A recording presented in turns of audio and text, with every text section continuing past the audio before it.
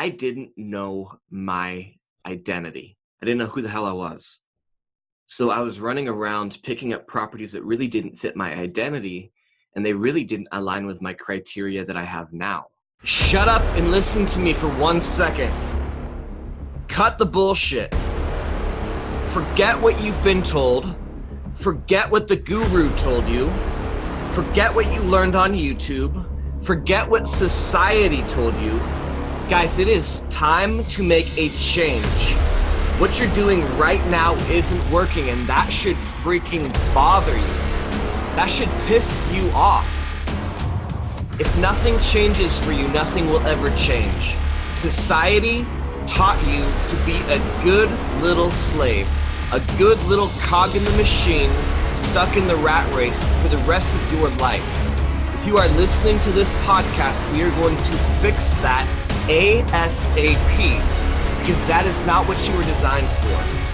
So stop lying, stop listening to bullshit information. It's time to learn real estate the correct way, not the popular way, the correct way. That's why you're here.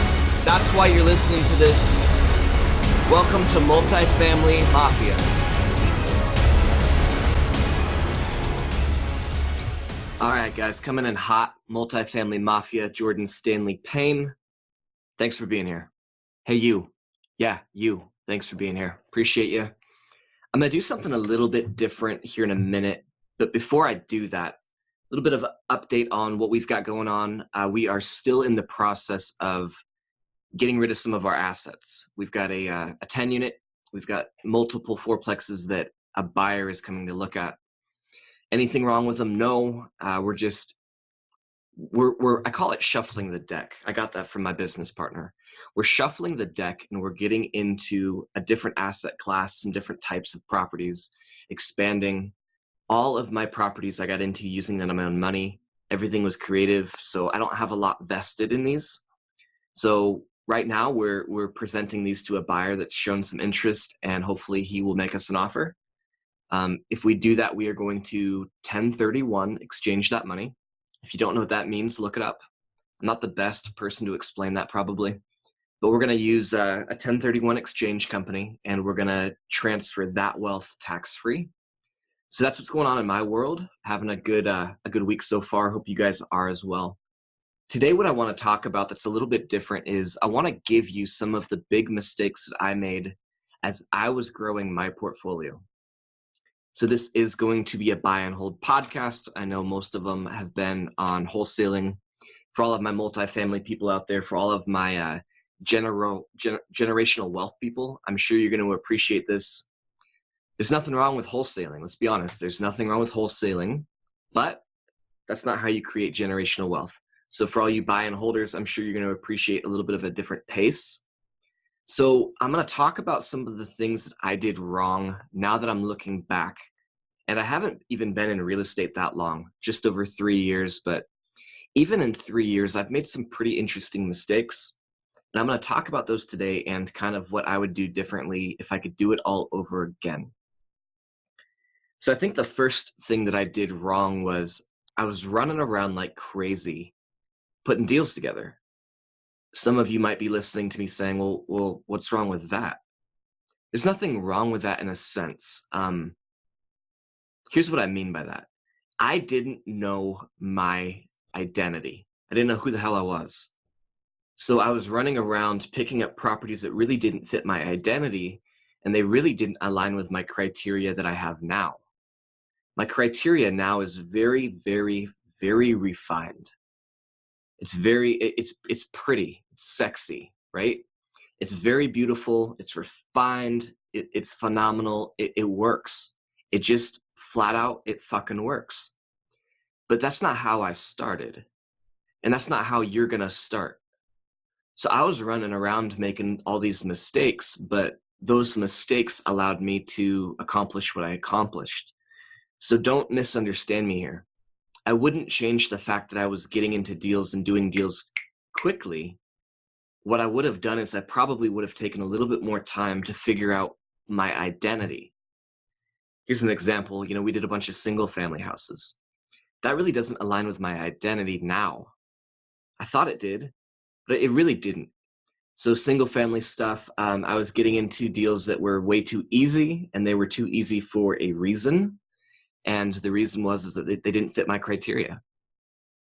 So do it all over again. I would have spent a little bit more time understanding me, understanding the different types of properties, understanding the different asset classes, and then focusing more on buying properties that aligned with that criteria. Makes sense? Again, that one's not like the end of the world. It's not like, oh God, my whole life's gonna end. No, it was fine. Not a big deal. That's just something that I noticed that I would do differently. Next up, I waited way too long to hire property management. I waited a year.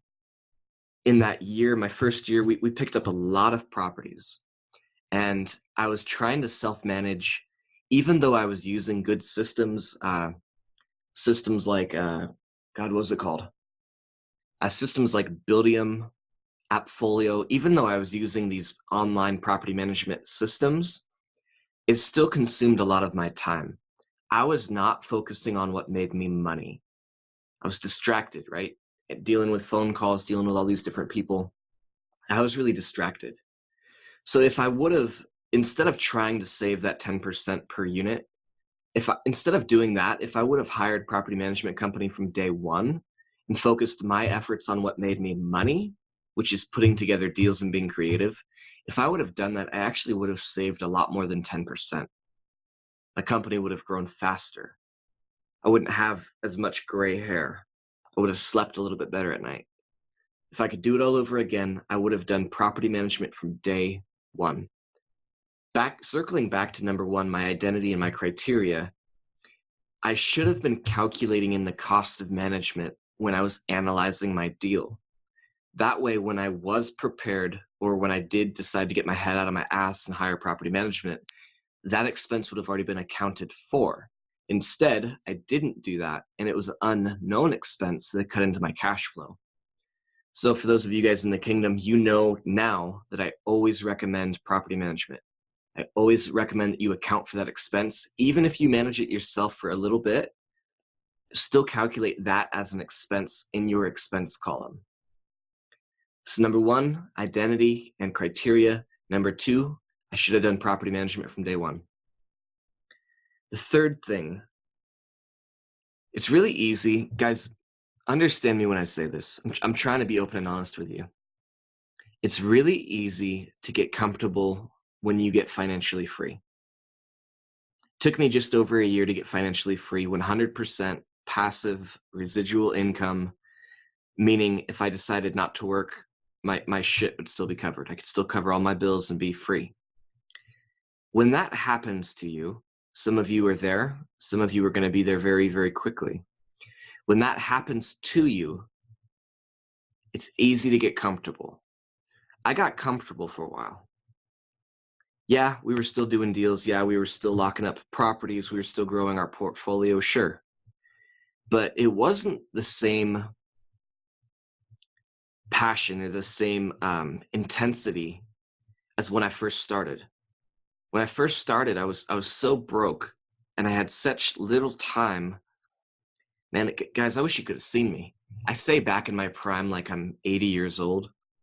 Really, I'm not. I'm 30. But guys, back in my prime, when I was freaking hungry, you guys should have seen me. Killed it, crushed it. So after I got free, I lost some of that, and I got really comfortable. You know, stopped pursuing stuff as hard as I should have been, stopped focusing on the team as much as I should have been, stopped making as many offers as the team should have been, just flat out got comfortable. You know, doing it all over again, I would have kept that same intensity, or I would have brought somebody on to the team that had that intensity earlier. I've got a couple of those people now. I love them. I love them. I wish I would have done that sooner. So number one, identity, criteria. Two, property management company from day one. Three, I would have kept the same intensity from when I started. The fourth, the last and final thing that I would do differently. I'm gonna tell a couple stories here. I hope that's okay with you guys. Don't hate me. I'm going to tell a couple stories. We call him Crystal Dan. What's his real last name? I don't know. First name, obviously, Dan. We called him Crystal Dan because he was probably on crystal meth. Now that I think of it, he was probably on crystal meth. Dan had this really incredible lump on his neck. Imagine, what's a good example? You know, like the bigger marbles, like the big marbles? Dan had one of those on his neck. Nice guy, probably even a good guy. Dan oversold his capability. I'm trying to say this in a nice way. Dan, if you ever listen to this, bless your heart, buddy. Bless your heart. Dan oversold his ability and his understanding of construction and probably some plumbing, some electric. In the beginning, when we first started, we blindly trusted a couple people. Dan was one of them. And Dan ended up costing us a lot of money, not only money that we paid him, but when we finally grew a pair and said, look, buddy, you and the lump in your neck need to go. When we finally grew a pair and told him that, we had to go back and we had to redo a bunch of his work. Some of it was okay. Some of it was completely wrong. So we had to go back and spend more money to fix the problem. So looking back, I would only work with people that were licensed, insured, professional, had like a legit company, not just some guys that, talked the talk but couldn't walk the walk. So that's it, guys. Hey, that's it. That's my 4 number 1 things that I would change doing it all over again. I'm hoping that you guys understand that everybody can make mistakes, and truthfully, you should be making mistakes. If you're not making mistakes, you're probably not taking enough action, and that's going to completely kill you in the long run. So that's a little bit of my story. I hope you guys enjoyed it. Do me a favor. If you're getting some sort of value out of this podcast, can you tell somebody about it? Let's grow a movement of people trying to do it the right way. Let's gather a group of people that say, you know what? I don't care if it's not popular. I don't care if it's not how the guru taught me, but fucking A, I'm going to do this right. And I want to get better. I want to get free.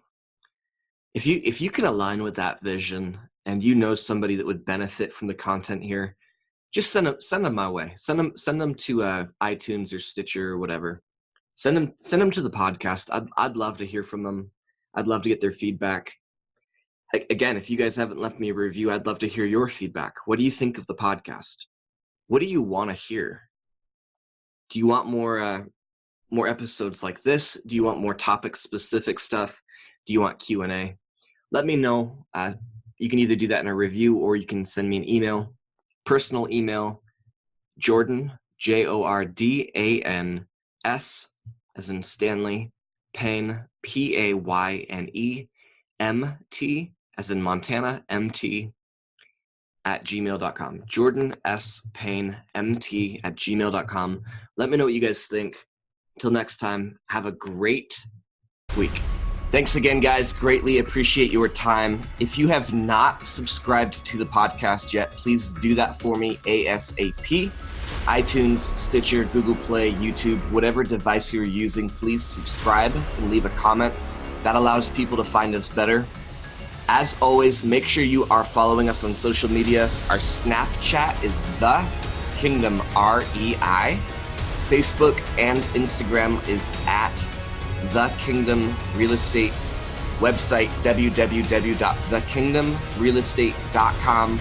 You can find me personally. I've got multiple groups. I've got different pages and all of that. Jordan Stanley Payne. Type that into Facebook. You'll find me there. Thank you again. Have a great day.